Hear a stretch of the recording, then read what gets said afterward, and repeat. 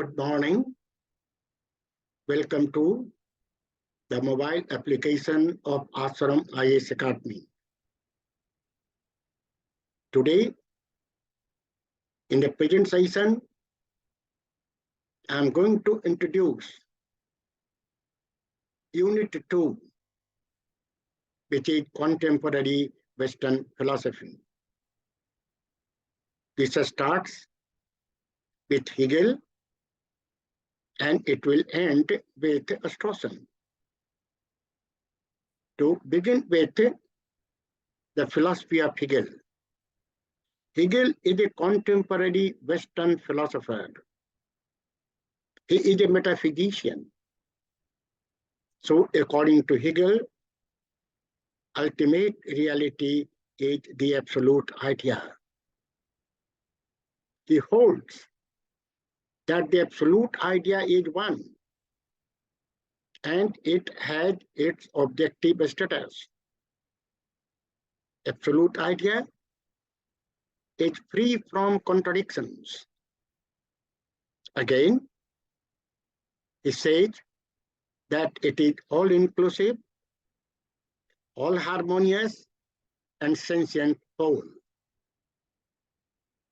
Now, Hegel's absolute idealism is different from subjective idealism of Berkeley and idealism of Plato. Berkeley subjective idealism holds that ideas are realities, but these ideas depend on the perceiver. On the other hand, Hegel holds that idea is one and it has its independent status. Similarly, Plato holds that there are many ideas and they exist in the world of ideas, while Hegel says that no, there is only one idea, that is the absolute idea.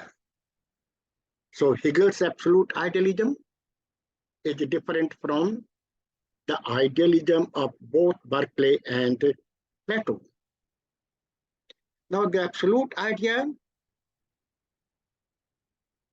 this Hegel had established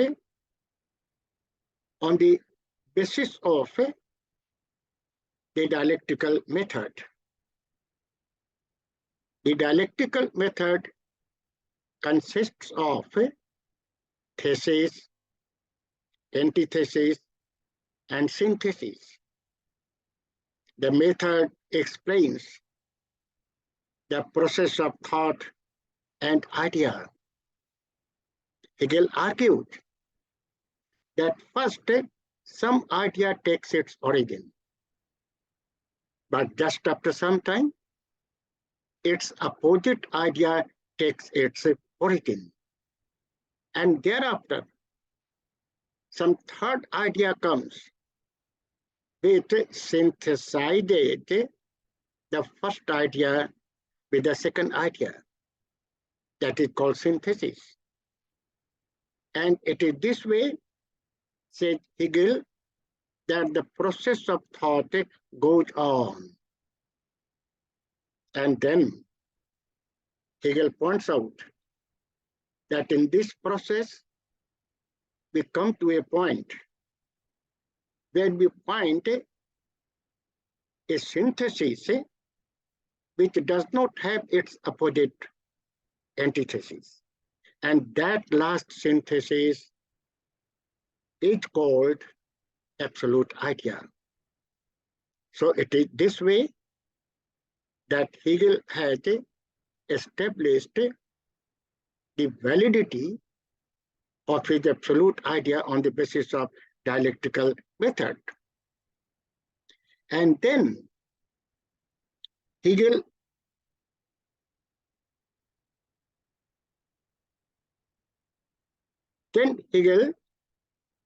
had shown that how the reality is absolute idea. Now, the second important contemporary philosopher is Moore. Now, Moore's philosophical theory is known as realism. Realism is a theory which holds that the existence of a thing does not depend on the perceiver.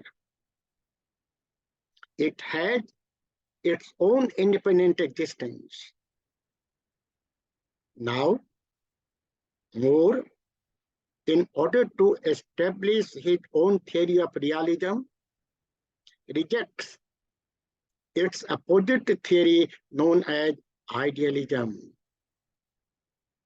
Berkeley, with his essays Percipi, has shown and proved that how ideas are realities and how ideas are dependent on the perceiver.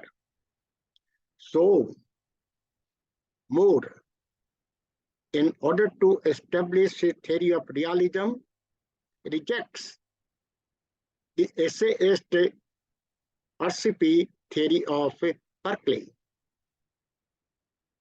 because it is this theory which proves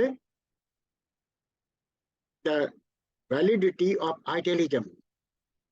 He says that this sentence is meaningless.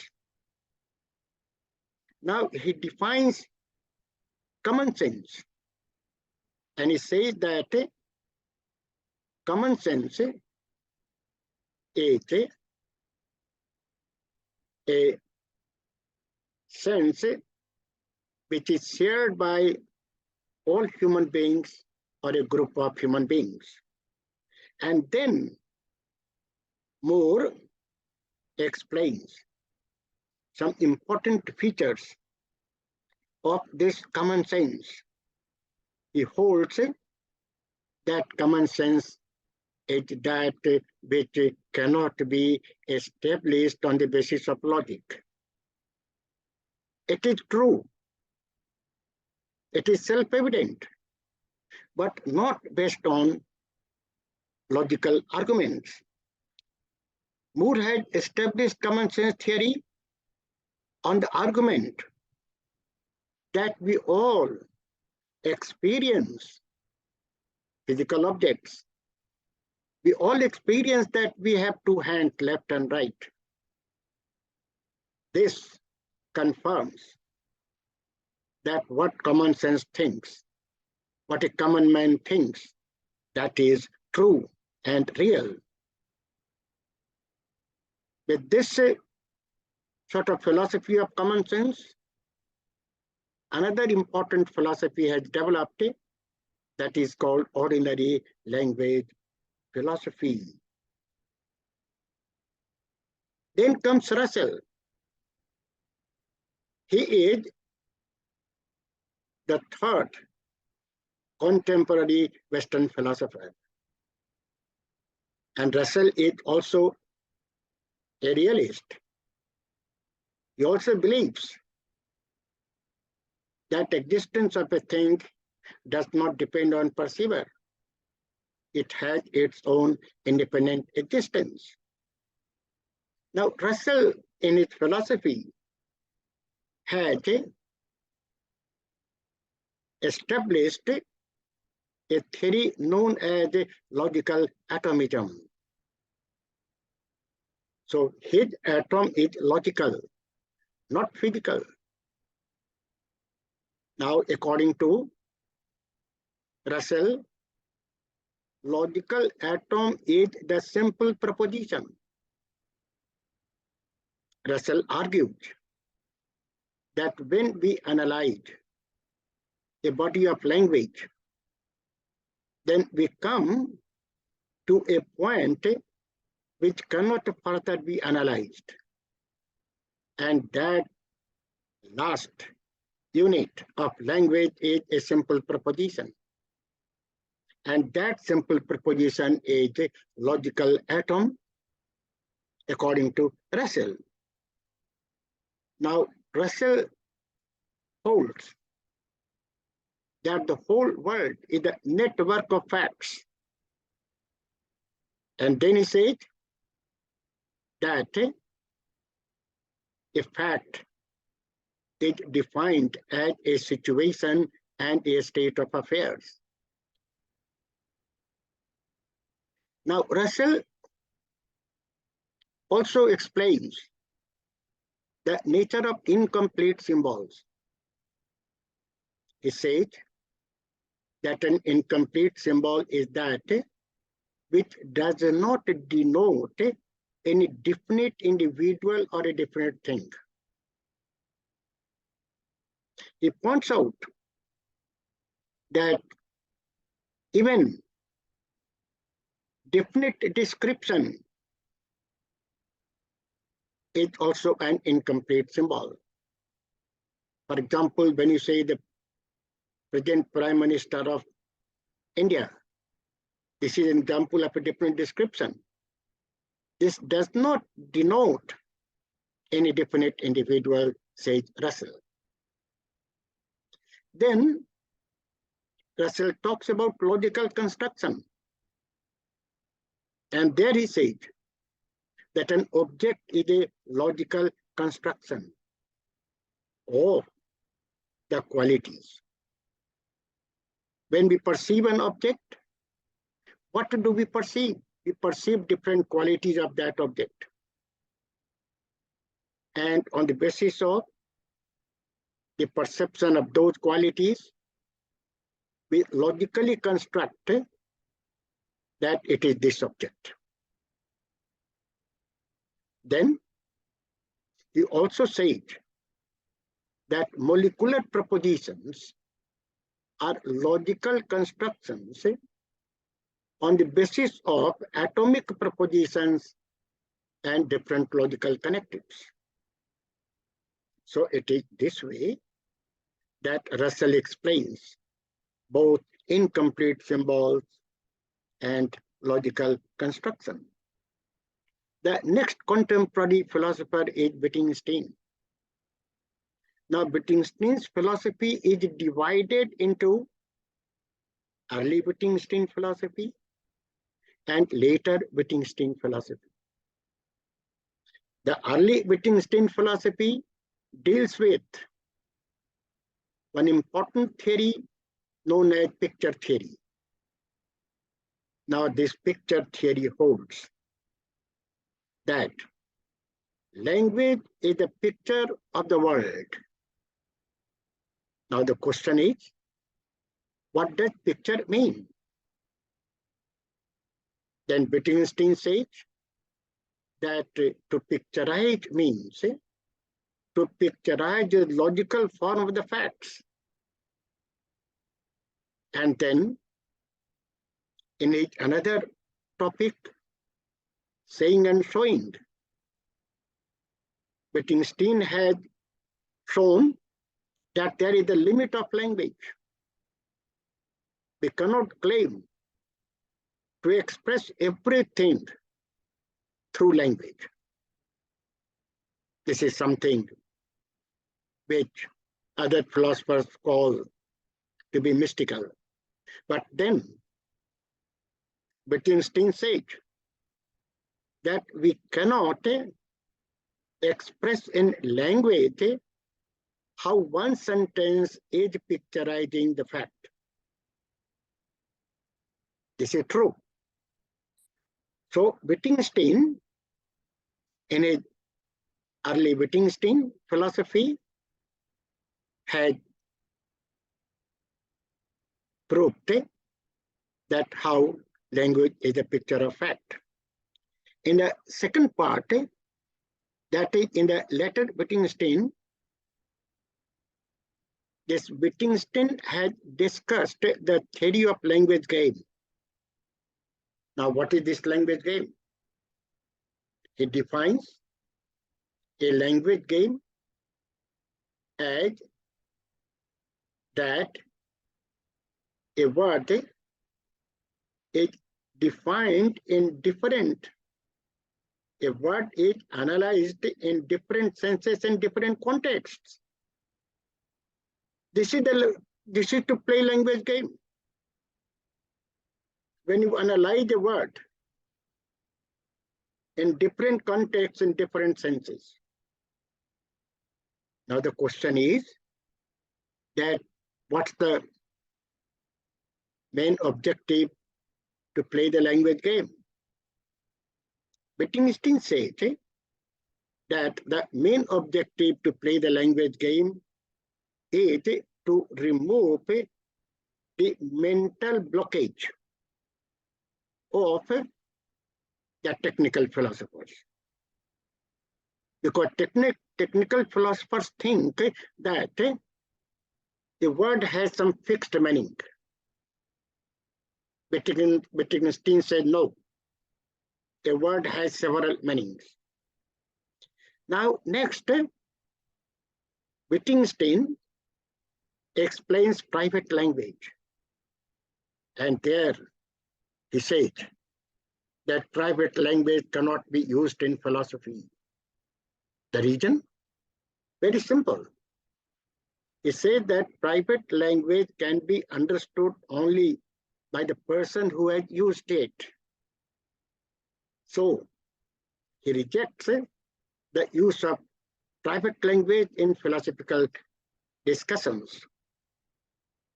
Next comes the philosophy of Husserl. He was also one of important contemporary philosophers. Now, Husserl had introduced one very important method of philosophy known as phenomenology. This method is a presuppositionless method.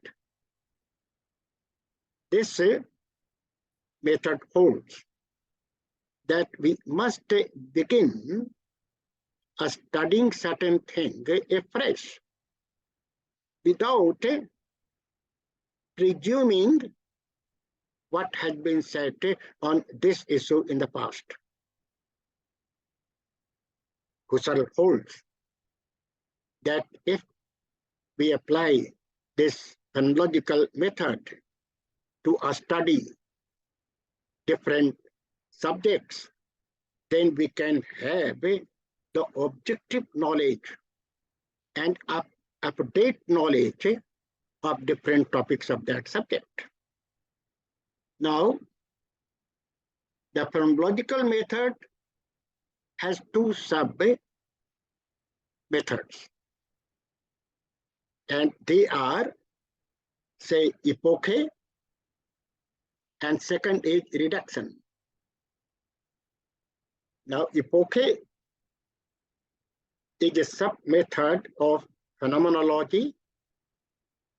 It is a method which is applied to stop new naturalistic beliefs to enter the soul, and also to destroy the existing naturalistic beliefs in the soul. The second is the method of reduction. Husserl says that in the method of reduction, one stops psychological beliefs to enter the soul, and it also destroys the existing psychological beliefs in the soul. Now, Husserl introduces a third concept, bracketing. And there he says that bracketing is a process in which the stoppage of both naturalistic beliefs, of both new naturalistic beliefs and new psychological beliefs to enter the soul. For this, the word bracketing has been used by Husserl. Now, the next important philosophical theory in contemporary Western philosophy is logical positivism. Now, this logical positivism is a philosophical thought which begins with three important programs. Number one, to establish a theory of the meaningfulness of a sentence. The second is the refutation and rejection of metaphysics. And the third, to establish the nature and function of philosophy. Now, the first, which is very important, there, this logical positivism has introduced the theory of verifiability. He holds that a sentence is meaningful when it is verifiable in experience. Now, logical positivism, especially Ayer, has used the term verification in two senses.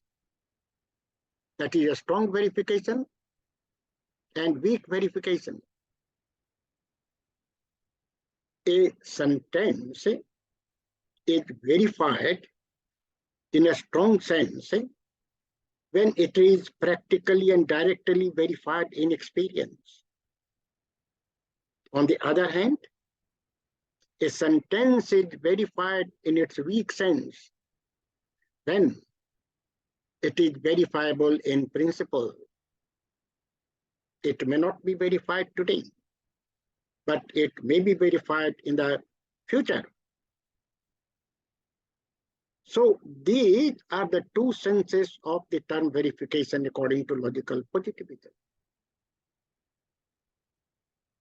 Now, any sentence will be meaningful if it is either verifiable in the strong sense or in its weak sense. Now, second, this logical positivism rejects metaphysics by showing that metaphysical sentences are meaningless. Why are they meaningless?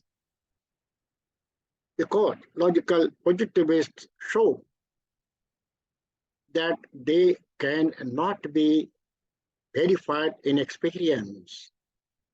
We cannot see God. So it is this way that logical positivism rejects metaphysics. And the third, logical positivism determines the function of philosophy. And there it said that the function of philosophy is to analyze the basic concepts of science in order to determine their logical meaning. So it is this way that logical positivism explains its different theories. Now, next comes existentialism. Existentialism takes its origin as a reaction against idealism. Idealism holds that idea is prior to existence, whereas existentialism says that existence is prior to essence or idea. Now, existentialism is of two kinds, theistic and atheistic. Now, thinkers like Kierkegaard and Heidegger are theistic existentialists. On the other hand, Jean-Paul Sartre is an atheistic existentialist. Now, to begin with Kierkegaard, the first existentialist, Kierkegaard holds that truth is subjectivity. Now try to understand. But he said that truth is subjectivity does not mean that truth is subjective. Then what does it mean? He said that this means that truth is inward, inside us. Truth is not outward, not outside. Then what does this truth mean? He said that truth means the consciousness of one's own existence with its identity and different from other things. This is called truth as subjectivity. And then Kierkegaard talks about different spheres of man's existence and life. He says that there are three important spheres: aesthetic, ethical, and religious. And then he said that in aesthetic life, one tries to live the life of pleasures. He explains romantic hedonism. And there he said that this romantic hedonism refers to a life of pleasure and happiness. Kierkegaard said that when a man lives in this state, then a time comes when he starts realizing that this life is ad hoc and temporary life. He is not getting that satisfaction in this life. So he enters into the other sphere of life, that is ethical sphere. But when he enters into ethical sphere, then there also he finds that there are no objective criteria or a standard of what is right and wrong, what is good and bad. So there also he gets a despair. And then he enters into the third, that is religious sphere of life. And then they say that when one enters into this sphere of life,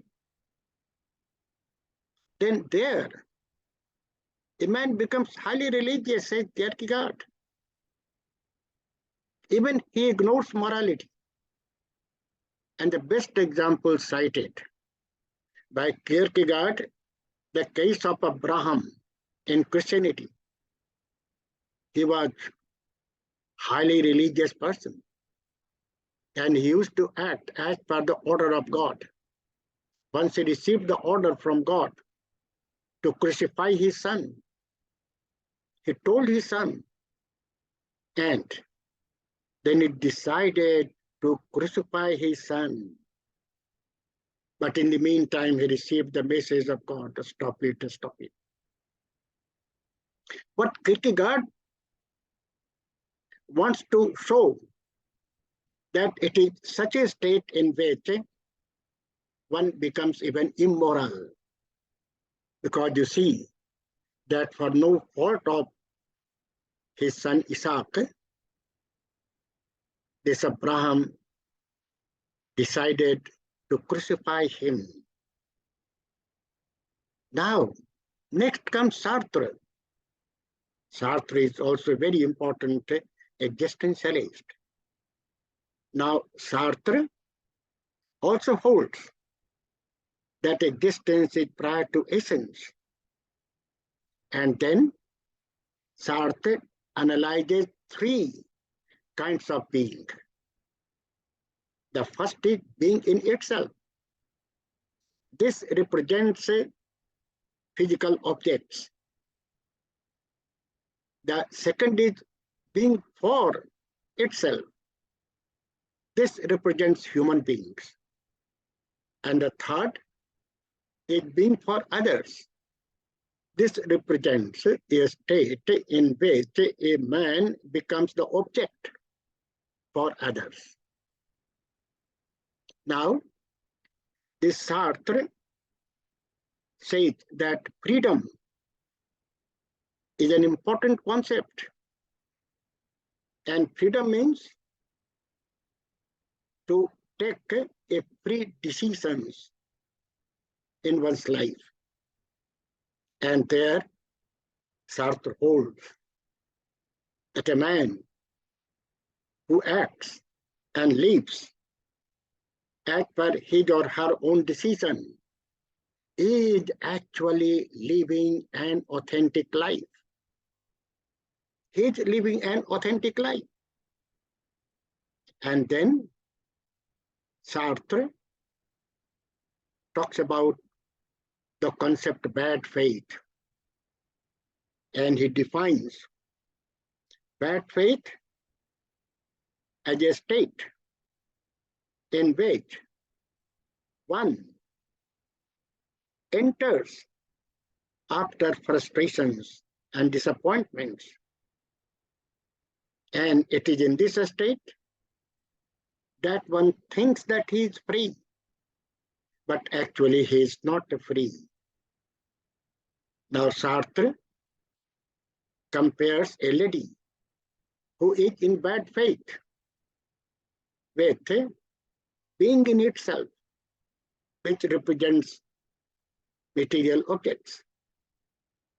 And then he compares a waiter who is also in the bad faith, and he is compared with being for others. It is a state in which one does not like to live. One does not want to become the object for others. So it is this way that Sartre explains different dimensions of man's existence. Then comes Heidegger. Heidegger holds that one lives an authentic life when he believes in God. See, he is a theist, believes in God. Now, Heidegger had introduced one very important concept, Dasein, D-A-S-E-I-N, Dasein. The word Dasein refers to being there in the world. But in what status? This refers that one is there in the world with his consciousness, with his own identity, with the sense that he is different from others, not one of them. So this is what the word Dasein means. Then Heidegger says that there are three dimensions of man's existence. They are, number one, factuality, number two, existentiality, and number three, fallenness. Now, this factuality is a dimension of man's existence, and this factuality refers to one's connection with the past. The existentiality refers to one's connection with the future. Heidegger says that every man makes a planning for his own future. And the third, that is fallenness, is a state in which one is disconnected from both past and future. It is a state in which, said Heidegger, one does not like to live. Now, by the word death, Heidegger means that it is this death is not a physical death in the literal sense. Rather, he says that when a man thinks oneself to be one of other things, other beings, without one's identity, then that state of man is called death, according to Heidegger. Now he says that every man takes a resolution. What sort of resolution he takes?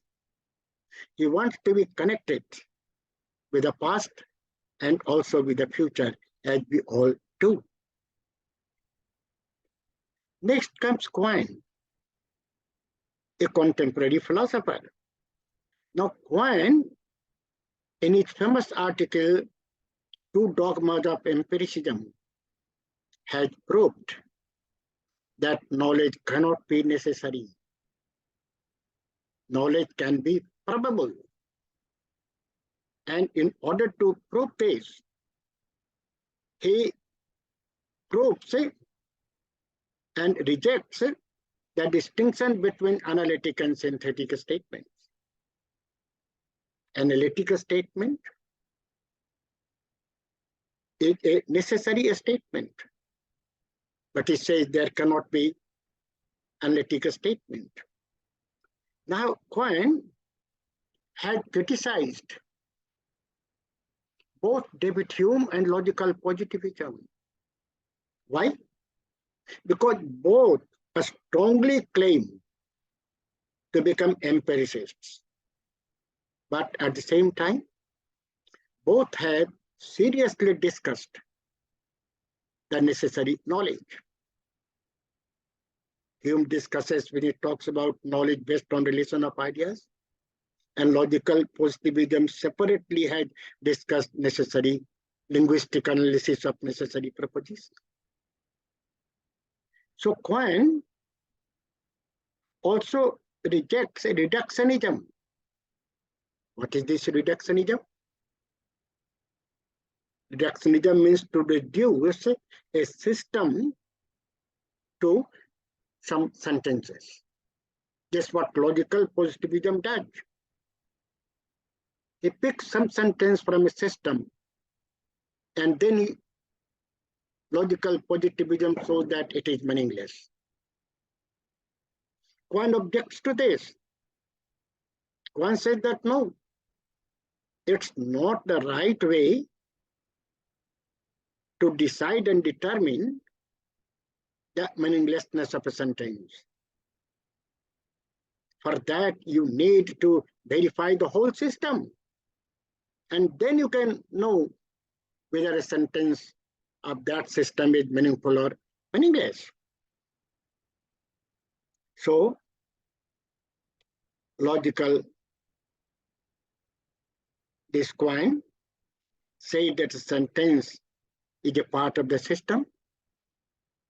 So its meaningfulness can be verified and seen only in that system. Then there comes a Strawson, P.F. Strawson, an important contemporary philosopher. Now, Strawson makes a distinction between a speculative and descriptive metaphysics. A speculative metaphysics deals with issues concerning ultimate realities. Plato is the best example, discussing a speculative metaphysics according to Strawson. Then, descriptive metaphysics deals with some basic concepts such as physical object and person, on the basis of which one can know the real nature of the world. Then he says that both a physical object and a person are basic concepts. Strawson said that the real problem with regard to physical object is not whether it exists or it does not exist. Rather, the real problem is to identify a physical object. And he says that a physical object can be identified in respect to some other object which coexist. Now, Strawson defines a person as the owner of mind and body. I have a mind and a body. So I am the owner of mind and body. So Strawson rejects the theory of Descartes, who says that a person is the combination of mind and body. Strawson says no. Then Strawson also rejects the no ownership theory, which holds that one cannot be the owner of mind and body. No ownership theory argued that one can be called the owner of something when he or she has the right to transfer that thing to anybody. But since one cannot transfer mind and body to anyone, so they cannot be transferable. And so one cannot be called the owner of mind and body. Strawson rejects this argument of no ownership theory. Strawson says,